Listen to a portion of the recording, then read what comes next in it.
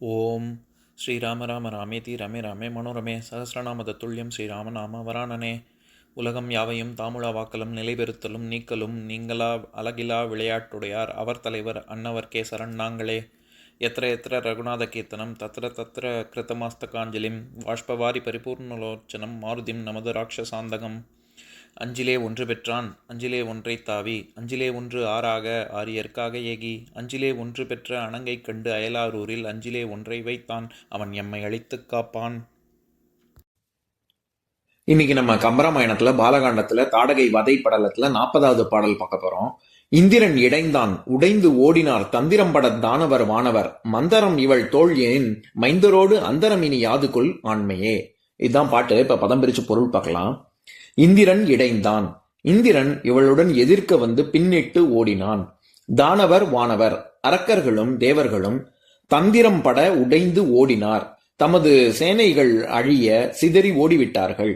இவள் தோள் மந்திரம் எனின், இவளது தோள்கள் மந்தரமலை போன்றது என்றால் மைந்தரோடு ஆண்மையினி அந்தரம் யாது?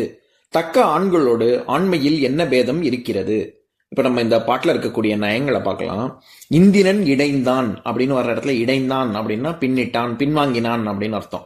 அதே மாதிரி உடைந்து ஓடினார் அப்படிங்கிற இடத்துல உடைந்து அப்படின்னா நம்ம குணூரா செதறி அப்படியே எல்லாம் தெரிச்சு ஓடிட்டாங்க, செதறி ஓடிட்டாங்க அப்படின்னு சொல்றோம்ல, அந்த மாதிரி உடைந்து ஓடினார்னா சிதறி ஓடிவிட்டார்கள் அப்படின்னு அர்த்தம்.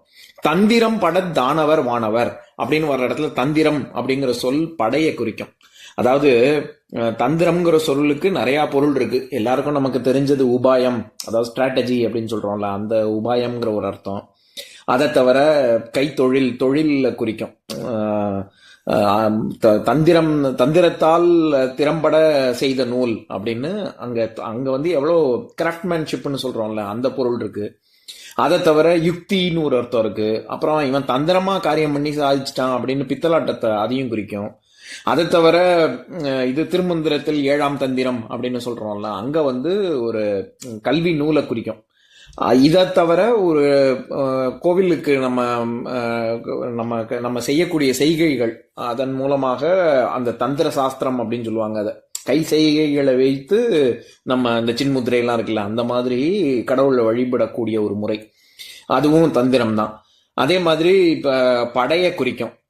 இப்ப இவுளி யானை தந்திரம் அப்படின்னு கோவில் புராணத்துல வரும். அதுல இவுளின்னா குதிரை, யானை படை, தந்திரம்னா காலாட்படை. படைன்னும் பொருள் இருக்கு. தந்திரம்ங்கிற சொல்லுக்கு காலாட்படை, குறிப்பாக காலாட்படை இன்ஃபென்ட்ரியையும் குறிக்கக்கூடிய ஒரு பொருளும் இருக்கு. இந்த இடத்துல அந்த அர்த்தத்துல தான் வருது. தந்திரம் படுதல் அப்படின்னாலே அழிதல்னு நம்ம ஏற்கனவே பார்த்திருக்கோம். தந்திரம் பட தானவர் வானவர், அதே மாதிரி தானவர்னு வர்ற இடத்துல தனுக்கள், தனுவிலிருந்து தோன்றியவர்கள் அப்படிங்கிறதுனால அரக்கர்களுக்கு தானவர் அப்படின்னு ஒரு பேர் இருக்குன்னு அதுவும் நம்ம பார்த்தது தான். அதனால இந்த இடத்துல தந்திரம் பட தானவர் வானவர் அப்படின்னா அவங்க எல்லாரும் செதறி ஓடினாங்க. யாரு?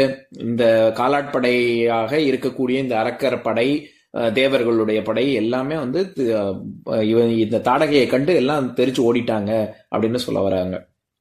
அதே மாதிரி மந்தரம் இவள் தோல் எனின் அப்படின்னு வர இடத்துல மந்தரம் அப்படிங்கிறது மந்திரமலை, நம்ம மேருமலையை தான் சொல்றாங்க. தாடகையுடைய தோல் வலிமை வந்து ஒரு மந்திரமலை போன்றது அப்படின்னு சொல்ல வராரு. அதே மாதிரி மைந்து அப்படின்னாலே வலிமைன்னு தான் பொருள். என்னுடைய மைந்தன், அதாவது என்னுடைய பிள்ளைன்னு நம்ம சொல்றோம்ல, அந்த பிள்ளைக்கே ஏன் மைந்தன்னு பேருன்னா அடுத்து என்னுடைய குடும்பத்துல இருக்கக்கூடிய வாரிசு, இவன் தான் அடுத்து ரொம்ப வலிமை மிக்கவன் அப்படிங்கிறதுனாலதான் அவனை மைந்தன்னே சொல்றோம். அந்த மாதிரி இங்க மைந்தரோடு அந்தரம் இனி யாது கொள் ஆண்மையே அப்படின்னா, இப்ப பெண்ணாகிய இவளுக்கும் வலிமை மிக்க ஆண்களுக்கும் ஒரு என்ன வேறுபாடு இருக்கு? ஒண்ணுமே இல்ல. ஏன்னா இந்திரன் போன்றவர்கள், இந்திரன் பின்னிட்டு பயந்து ஓடிட்டான். அரக்கர்கள், தேவர்களுடைய படை யாராலையுமே இவளை ஜெயிக்க முடியல அப்படின்னு இருக்கும் பொழுது என்ன வித்தியாசம் இருக்கு ஆணுக்கும் பெண்ணுக்கும்? ஏன்னா நம்ம போன பாட்டிலேயே என்ன பார்த்தோம்? விஸ்வாமித்திரர் என்ன சொல்றாரு? இந்த நான்மையே உடையார் பிழைத்தால் நகை அப்படிங்கிற பாட்டுல நம்ம ஆணுக்கும் பெண்ணுக்கும் என்ன இது, இங்க ஆணுன்னு யார் இருக்கா அப்படின்னு தானே விஸ்வாமித்திரர் கேட்பாரு. ஆண்மை என்னும் அது ஆரிடை வைகுமே அப்படின்னு தானே போன பாடல் முடிஞ்சது. வைகுதல் அப்படின்னாலே இருத்தல் அப்படின்னு அர்த்தம், தங்குதல் அப்படின்ற பொருள். ஆண்மைங்கிறது இங்க யார்கிட்ட இருக்கு அப்படின்னு கேட்கிறாருல, அதனை தொடர்ந்துதான் இந்த பாடல் வருது. இதுலயும் அதே தான் சொல்றாரு. நீ வந்து இந்திரன், தேவர்கள், அரக்கர்கள் இவங்களெல்லாம் நம்ம ஆண் மக்கள்னு சொல்லுவோமே, அப்படி நீ நினைப்ப இல்ல, அப்படி இருக்கிறவங்களே இந்த தாடகைட்ட தோத்துருக்கா, அப்ப அவங்களெல்லாம் என்னன்னு சொல்றதுன்னு தான் கேட்கிறாரு. இது ரெண்டுத்துக்கும் உள்ள பேதம் இல்ல அப்படின்னு, அதுதான் ரொம்ப முக்கியமான வார்த்தை. அந்தரம் அப்படிங்கிற சொல் தான் இந்த பாடல்லே ரொம்ப முக்கியமான சொல். ஏன்னா அந்தரம் இனி யாது கொல் அப்படின்னா, இனிமே நீ எப்படி வித்தியாசத்தை சொல்லுவ, ஆண் பெண்ணுங்கிற பேதம் எங்க இருந்து வந்துச்சு அப்படின்னு கேட்கிறாரு. ஏன்னா அந்த அந்தரம்ங்கிற சொல்லுக்கு 20க்கும் மேற்பட்ட பொருள் இருக்கு. வெட்ட வெளியை குறிக்கும், இருளை குறிக்கும், அந்தரம்னா ஆகாசத்தை குறிக்கும், அப்புறம் நடுவுல இருக்கக்கூடியது, அந்தரத்துல தொங்கின்னு இருக்கான், தொங்க விட்டுட்டான் அப்படின்னு சொல்லுவோம்ல, அதனால அந்த இடத்துல நடுவுல இருக்கக்கூடிய இடத்தையும் குறிக்கும், அதனாலேயே இடுப்பையும் குறிக்கும். இதை தவிர கோவில், அதாவது தேவாலயம், அதையும் குறிக்கும், தீமையையும் குறிக்கும். கைகை இந்த சூழ்ச்சி, இது மந்தரை சூழ்ச்சி படலாம் தொடங்கி கைகையை சொல்லும் பொழுது இனி வரும் பாடல்கள்ல நம்ம பார்க்க போறோம். என்மனை வாழும் பெண்ணால் வந்த தந்திரம் அப்படின்னு வர்ற இடத்துல, என் வீட்டுக்குள்ளேயே இருக்க கைகைங்கிற பெண் தீமை, அவனாலதான் ராமருக்கு இந்த நிலைமை அப்படின்னு சொல்லி புலம்புவாரு. அந்த இடத்துல தீமைங்கிற பொருள் இருக்கு. இதை தவிர அயோத்தியா காண்டத்துல நம்ம எல்லாருக்கும் ரொம்ப பிரபலமான பாடல், அதாவது மந்தரை வந்து இவ்வளவு கைகையை வந்து பேசி மனசை மாத்துவாள்ல, அந்த பாடல்ல 1466வது பாடல், அதை படிக்கிறேன் கேளுங்க. மந்தரை பின்னரும் வகைந்து கூறுவாள், அந்தரம் தீர்ந்து உலகு அளிக்கும் நீரினால் தந்தையும் கொடியன், நற்றாயும் தீயளால் எந்தையே பரதனே என் செய்வாய் என்றான் அப்படின்னு.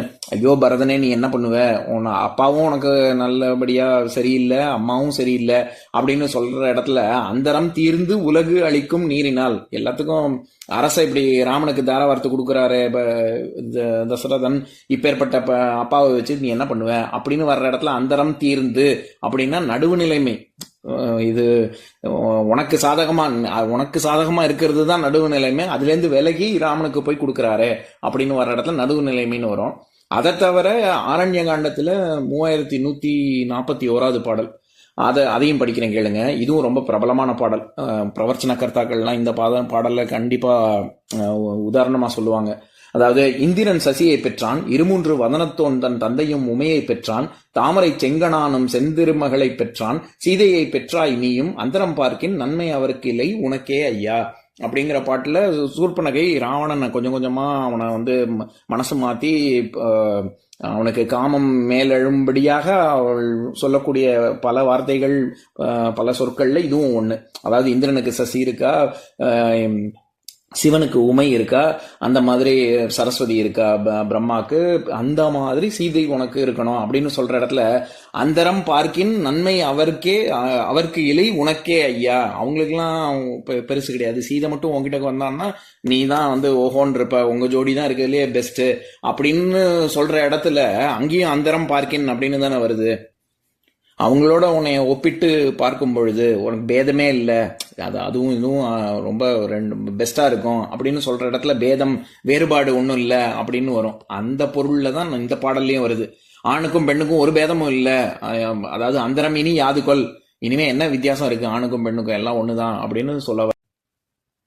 ஆணுக்கும் பெண்ணுக்கும் என்ன வித்தியாசம், எல்லாம் ஒரு வித்தியாசமும் இல்லை, நீ பெண்ணுன்னு இவ்வளவு நினைக்காத அப்படின்னு இந்த பாடல் பார்க்கும் பொழுது எனக்கு ஒரு விஷயம் தான் ஞாபகத்துக்கு வருது. அதாவது லேட் 1970s 1980s எல்லாம் மார்டினா நவரத்திலோவா தான் வந்து நம்பர் 1 விமென்ஸ் டென்னிஸ் பிளேயர்ல அவ தான் நம்பர் 1 இருப்பா. அதுல அவ வந்து சிங்கிள்ஸும் அவ தான் ஜெயிப்பா. கப் விம்பிள்டன் இது ஃபர்ஸ்ட் இந்த கிராண்ட் ஸ்லாம் 4 ஜெயிச்சதெல்லாம் அவ தான். அதுல அவ வந்து சிங்கிள்ஸும் ஜெயிப்பா, விமென்ஸ் டபுள்ஸும் ஜெயிப்பா, மிக்ஸ்டு டபுள்ஸும் ஜெயிப்பா, எல்லா 3 காம்படிஷன்லயுமே கண்டினியூஸா பார்ட்டிசிபேட் பண்ணுவா, எல்லாத்தையுமே ஜெயிச்சுட்டும் இருப்பா. இந்த மாதிரியா இருக்கும்பொழுது அவளை போய் மென்ஸ் செக்ஷன்ல போய் விளையாட சொல்லுங்க அப்படின்னு சொல்லி மற்ற பார்ட்டிசிபென்ட்ஸ் எல்லாம் சொல்லுவாங்க. அதே மாதிரிதான் இது அமீலி மொரிஸ்மோ அப்படின்னு சொல்லிட்டு பிரெஞ்சு டென்னிஸ் பிளேயர், ஒரு 10-15 வருஷத்துக்கு முன்னாடி கூட அவள் விளையாடிட்டு இருந்தா. அவளையும் அதே மாதிரி தான் சொல்லுவாங்க. அவள் பாக்குறதுக்கே கட்டுமஸ்தான உடம்போட ஒரு ஆம்பளை மாதிரி தான் இருப்பா. அவ வந்து இந்த இப்ப வந்து தடை செஞ்சுட்டாங்க. ஆனா அந்த காலத்துல அந்த ஹார்மோன் சேஞ்ச் பண்ற இன்ஜெக்ஷன்ஸ்லாம் இருக்குல்ல, அதெல்லாமும் அவ பயன்படுத்தினா அப்படின்னு அவ மேல நிறைய குற்றச்சாட்டுகள்லாம் உண்டு. அதனால அவளையும் போய் மென்னோட விளையாட சொல்ல வேண்டியதானே, ஏன் இங்க வந்து விளையாடுறா அப்படின்னு சொல்லுவாங்க. இந்த மாதிரி எதுக்கு சொல்ல வரேன், அந்த மாதிரி ஆணுக்கும் பெண்ணுக்கும் நம்ம யார ஆண்னு நம்ம பெருசா நினைக்கிறோமோ அவங்க எல்லாமே இவள்கிட்ட பயந்து தோத்து சண்டை போட்டு தோத்து ஓடி இருக்காங்க. அப்ப நீ அவங்கள பொண்ணுன்னு தானே சொல்லணும் அப்படின்னு விஸ்வாமித்திரர் கேட்க வர்றாரு. இப்ப நான் பாட்டை இன்னொரு தடவை படிக்கிறேன் கேளுங்க. இந்திரன் இடைந்தான் உடைந்து ஓடினார் தந்திரம் பட தானவர் வானவர் மந்தரம் இவள் தோள் எனின் மைந்தரோடு அந்தரமினி யாது கொல் ஆண்மையே. இன்னொரு நாள் இன்னொரு பாட்டு பார்க்கலாம். ஓம் சாந்தாகாரம் புஜகசயனம் பத்மநாபம் சுரேஷம் விஸ்வாதாரம் ககனசத்ருசம் மேகவர்ணம் சுபாங்கம் லக்ஷ்மீகாந்தம் கமலநயனம் யோகி ஹிருத்யானகம்யம் வந்தே விஷ்ணும் பவபயஹரம் சர்வலோகைகநாதம். உம்பரோடு இம்பர்காரும் உலகம் ஓர் ஏழும் ஏழும் எம்பெருமான் என்று ஏத்தி இறைஞ்சி நின்று ஏவல் செய்ய தம்பியரோனும் தானும் தருமமும் தரணி காத்தான் அம்பரத்து அனந்தர் நீங்கி அயோத்தியில் வந்த வள்ளல். ஓம் பூர்ணமதః பூர்ணமிதம் பூர்ணாத் பூர்ணமுதஸ்யதே பூர்ணஸ்ய பூர்ணமாதாய பூர்ணமேவாவசிஷ்யதே. ஓம் சாந்தி ஷாந்தி ஷாந்திஹி. ஓம் சர்வேஷாம் ஸ்வஸ்திர்பவது சர்வேஷாம் சாந்திர்பவது சர்வேஷாம் பூர்ணம் பவது சர்வேஷாம் மங்களம் பவது. ஓம் சாந்தி ஷாந்தி ஷாந்திஹி. ஓம் சர்வே பவந்து சுகினः சர்வே சந்து நிராமயாः சர்வே பத்ராணி பஷ்யந்து மா கஷ்சித் துக்கபாக் பவேத். ஓம் சாந்தி ஷாந்தி ஷாந்திஹி.